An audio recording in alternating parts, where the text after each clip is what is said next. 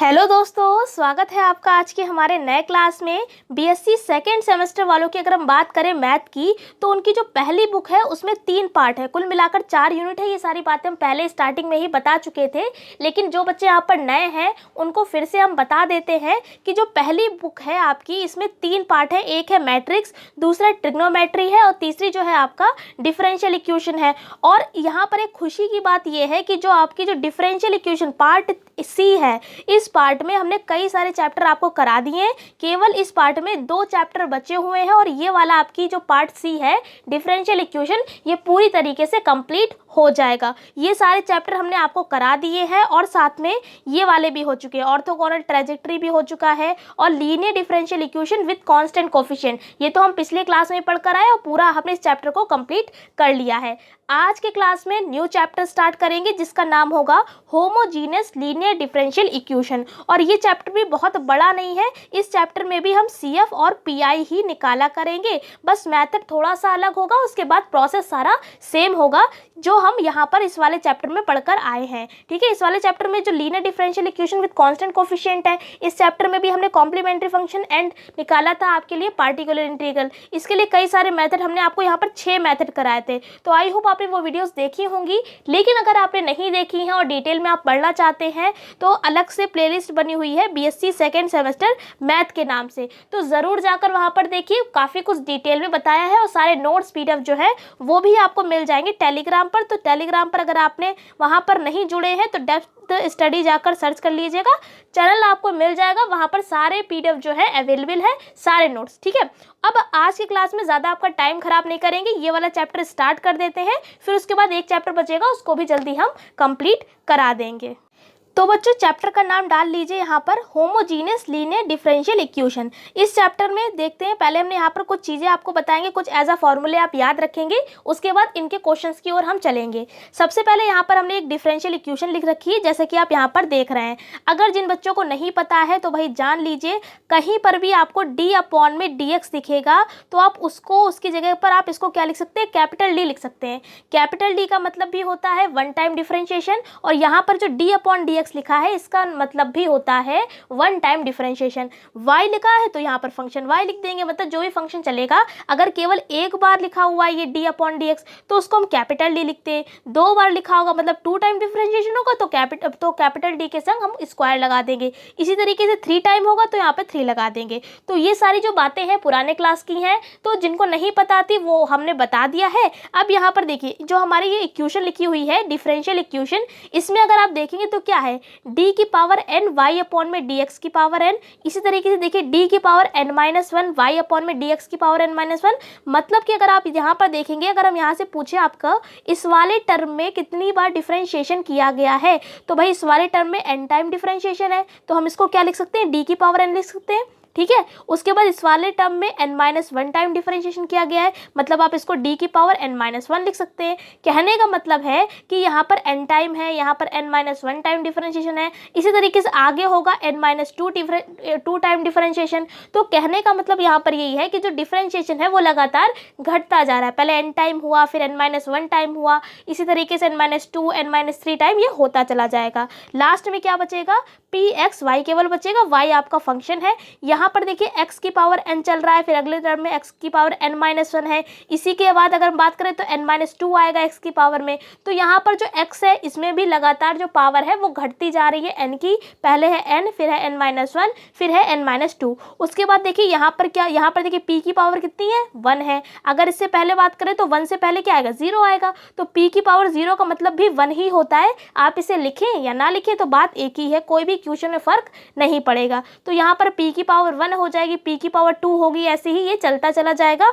और लास्ट में केवल p बचेगा। ये पूरी इक्वेशन जो है और बराबर भी ये किसके हो जाएगी, कैपिटल X के होगी। और इसी इक्वेशन को हम क्या कहते हैं, होमोजीनियस लीनियर डिफरेंशियल इक्वेशन कहते हैं। अब हम जो है इस पूरा नाम यहाँ पर नहीं यूज़ करेंगे, इसको हम शॉर्ट में लिखा करेंगे HLDE। ठीक है, HLDE शॉर्ट में आप यहाँ पर ये नाम देखेंगे, आप समझ जाएंगे ये किसकी बात करी जा रही है, होमोजीनियस लीनियर डिफरेंशियल इक्वेशन की बात करी जा रही है। फिर उसके बाद हमने आपको बता दिया कि P1 P2 P3 जो इस तरीके से PNG जो चल रहा है टर्म, ये क्या है, तो ये कांस्टेंट है और be the function of x, और ये क्या है, x के फंक्शन है।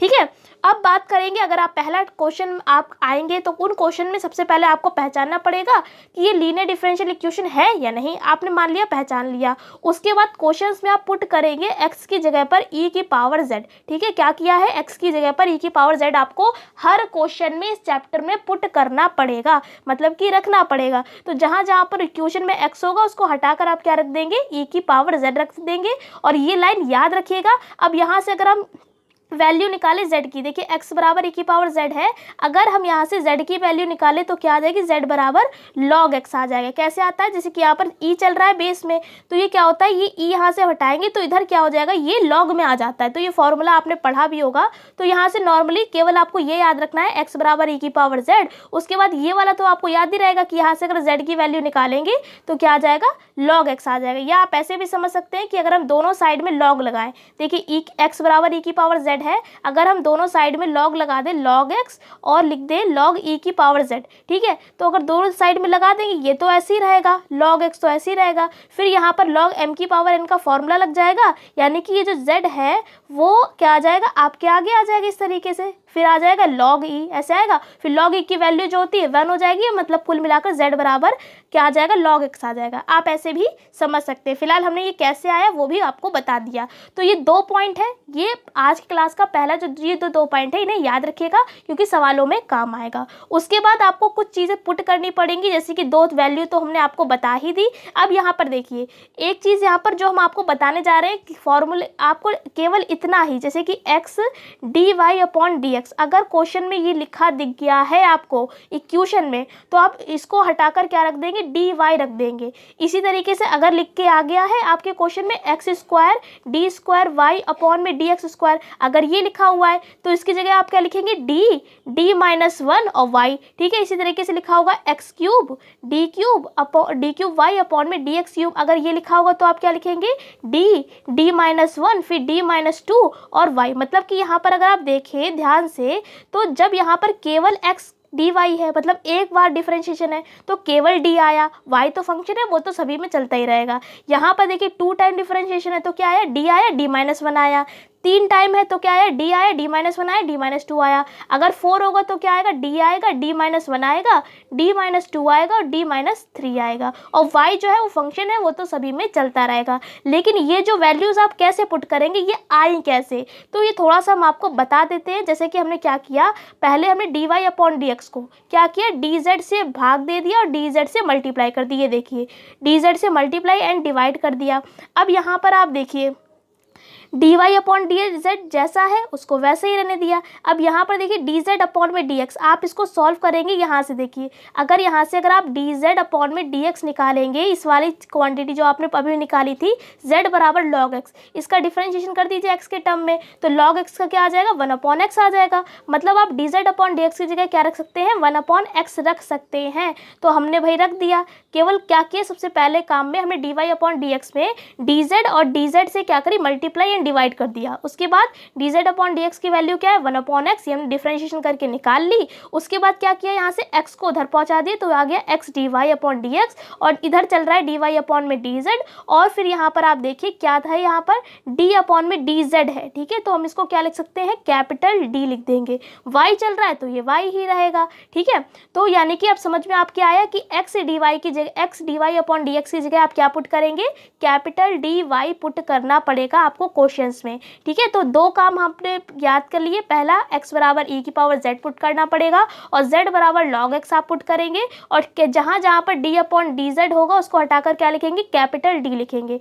फिर उसके बाद ये लाइन्स आपको याद रहेंगी। 1 टाइम डिफरेंशिएशन है तो केवल एक बार ही d आएगा। अगर इसी तरीके से 2 टाइम डिफरेंशिएशन आ गया तो क्या लिखेंगे, तो लिखेंगे d-1 और y, ये लिख देंगे। ठीक है, तो ये कैसे आएगा, तो इसे भी समझ लेते हैं। क्या क्या, ये देखिए dy/dx का फिर से दोबारा एक बार फिर से हमने इसको, अगर इस चीज़ को इस तरीके से लिख सकते हैं, यानी कि अगर आप इसकी मल्टीप्लाई करेंगे तो आपका इतना ही आएगा। फिर क्या किया, dy/dx की जो वैल्यू थी ये देखिए हमने ऊपर से निकाल ली। यहाँ से देखिए dy/dx की ये पूरी वैल्यू थे, ये हमने यहाँ पर जाकर रख दी। फिर उसके बाद क्या किया, इसका फर्स्ट सेकेंड मानकर हमने डिफरेंशिएशन किया। ये देखिए इसको फर्स्ट मान लिया, इसको सेकेंड मान लिया। पहले को रोकते दूसरे वाले का डिफरेंशिएशन प्लस लगाया, दूसरे वाले को रोका, पहले वाले का डिफरेंशिएशन कर दिया। इसको इसी तरीके से आप सॉल्व करते जाएंगे। यहाँ से आप एक्स स्क्वायर जो है वो यहाँ पर एलसीएम ले लेंगे तो इधर एक्स स्क्वायर पहुँच जाएगा और इस तरीके से आपकी इक्वेशन बन जाएगी। फिर आप इसको लिख सकते हैं डी स्क्वायर वाई और यहाँ पर इसको लिख सकते हैं डी वाई। फिर यहाँ पर फिर से वही चीज़ आ गई है, यहाँ पर आप डी वाई की वैल्यू पुट कर देंगे या आप यहाँ से क्या ले लें, डी को कॉमन ले लेंगे और क्या आ जाएगा d-1 y। तो समझ में आपके आ रहा है ना कि अगर 2 टाइम है तो क्या है d-1 आ गया। तो कैसे आया तो वो भी हमने आपको बता दिया। सवालों में आपको ये निकाल कर नहीं दिखाना पड़ेगा, ठीक है, ये निकाल कर नहीं दिखाना पड़ेगा, डायरेक्ट आपको पुट करना पड़ेगा। जैसे कि अगर इक्वेशन दे दी गई है d square y d upon में डी एक्स स्क्वायर प्लस का लिखा हुआ है डी वाई अपॉन में डी एक्स, ये लिखा हुआ है, तो क्या करेंगे आप डायरेक्ट पुट करेंगे। क्या पुट करेंगे यहाँ पर भी आपको बताया, ये है तो क्या आएगा d-1 y, ठीक है, उसके बाद y लिख दिया, फिर प्लस लगाए प्लस लगा दिया, इसके लिए क्या पुट कर देंगे dy, फिर y यहाँ पर भी है y यहाँ पर भी है, पूरा हटाकर होल ऑफ y लगा दिया, ठीक है। तो इस तरीके से डायरेक्ट आपको पुट करना पड़ेगा। कैसे आया ये हमने आपको बता दिया। इसी तरीके से सिमिलरली लगाकर हमने लिख दिया, अगर क्यूब होगा तो ये 3 टाइम खुल जाएगा d-1 d-2, 4 टाइम होगा तो इस तरीके से खुल जाएगा और इसी तरीके से ये चलता रहेगा।